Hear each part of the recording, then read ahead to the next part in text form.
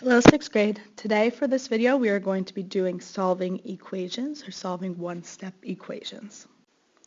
Okay, so for problem number 1 we have 45 plus x equals 72. So our goal is to get this x by itself. So in order to get that x by ourselves, we need to do the inverse operation of the other part of the equation. So the inverse operation is the opposite. So the inverse of addition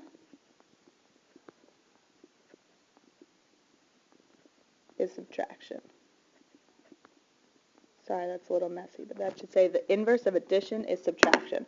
So we need to subtract 45 on both sides of the equal sign. So we just end up with x on this side equals, and 72 minus 45 is 27. So 72, x equals 27 is our final answer. For this one, we have division, so we have 45 divided by y. That slash right there means division. So again, we need to do the opposite or inverse operation. The inverse of division is multiplication. I'm sorry, this should actually say y divided by 45. That was my mistake. So we need to multiply by 45, multiply by 45. So on the right, we just end up with y equals, and we'll have 45 times 5, which is 225 as our final answer. So y equals 225. Number 3 is a word problem, but it's exactly the same thing. So Mike, he received $M for his birthday. He spent 12 on Legos and has 45 left. So this is our equation right here. Oops, I meant to underline it and I crossed it out. So our equation is M minus 12 equals 54. So I'm going to rewrite this equation down here. And how much money did Mikey receive for his birthday? So we're trying to find money, M.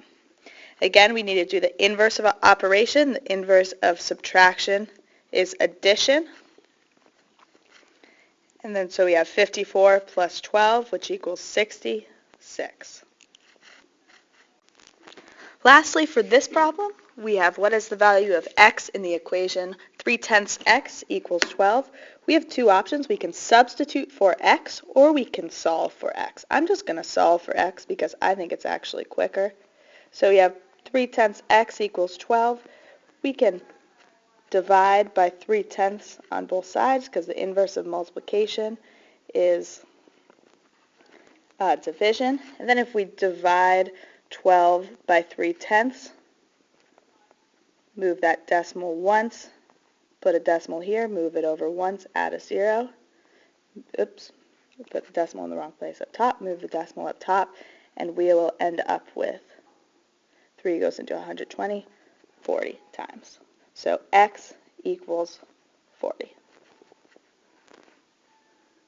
Good luck on the rest of the problems, and raise your hand if you have any questions.